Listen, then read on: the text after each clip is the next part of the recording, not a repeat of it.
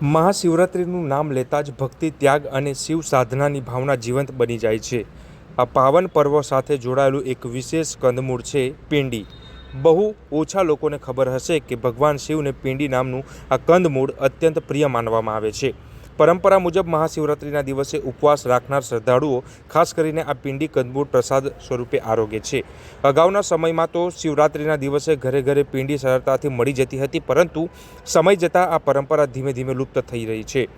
શિવરાત્રિના દિવસે જ આરોગાતું આ જે કંદમૂળ છે, ત્યારે પિંડી કંદમૂળ એકમાત્ર ખોરાક નથી, પરંતુ એક જીવંત વારસો છે. કહેવાય છે કે એક દંતકથા અનુસાર મહાશિવરાત્રિના દિવસે ભગવાન શિવ સ્વયં પિંડી આરોગતા હતા. ત્યારથી આ કંદમૂળ શિવ ભક્તોમાં વિશેષ સ્થાન ધરાવે છે. આજના આધુનિક સમયમાં પણ લુપ્ત થતી આ પરંપરાને જીવંત રાખવા માટે ગણદેવી તાલુકાના સોનવાડી ગામના જે ખેડૂતો છે, તે જૂના ફળફળાદી અને પરંપરાગત ખેતીને સાચવીને રાખવાનો પ્રયાસ કરી રહ્યા છે. આવનારી પેઢીને આ પરંપરાનું મહત્ત્વ સમજાવવાનો આ એક અનોખો પ્રયાસ છે.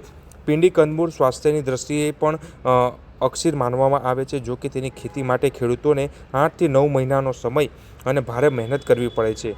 કારણ કે ઘણા ખેડૂતો આધુનિક અને ઝડપી પાક તરફ વળી રહ્યા છે, છતાં પણ સોનવાડી ગામના કેટલાક જે ખેડૂતો છે, તે આજે પરંપરાગત રીતે પિંડીની ખેતી કરી રહ્યા છે.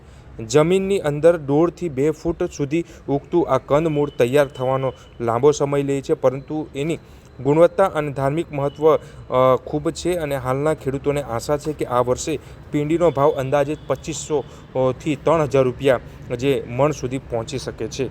ત્યારે સોનવાડી ગામના ખેડૂત એવા અંકુર દેસાઈ સાથે વાતચીત કરતાં તેમણે જણાવ્યું હતું કે પિંડી એ ભગવાન શિવનું અતિ પ્રિય કંદમૂળ છે. ત્યારે આજે ખેતી હાલ જે અમારા જે ગણદેવી તાલુકામાં પણ ખૂબ થતી આવી છે, અને અત્યારે જે છે તે યંગ જનરેશનમાં ઓછી જાગૃતતા હોવાને કારણે આજે ખેતી ઘટી રહી છે. ત્યારે આ રીતના પિંડી કંદમૂળ એક માત્ર પાક નથી, પરંતુ શ્રદ્ધા, સંસ્કૃતિ અને સ્વાસ્થ્યનું સંગમ છે.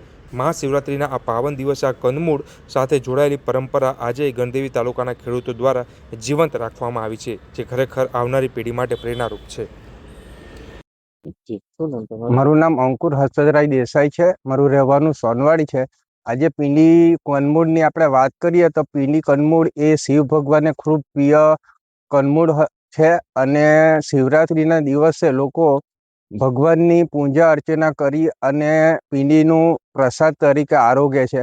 પણ હાલના દિવસોમાં હવામાનના લીધે પિંડીનું ઉત્પાદન ખૂબ જ ઓછું થાય છે, અને નવા જે યંગ જનરેશન છે એને પિંડી રોપવામાં કે ખાવામાં કોઈ પણ પ્રકારનો રસ રહ્યો નથી. એટલે દિવસોમાં પિંડી કદાચ લુપ્ત થઈ જાય એવા આરે છે.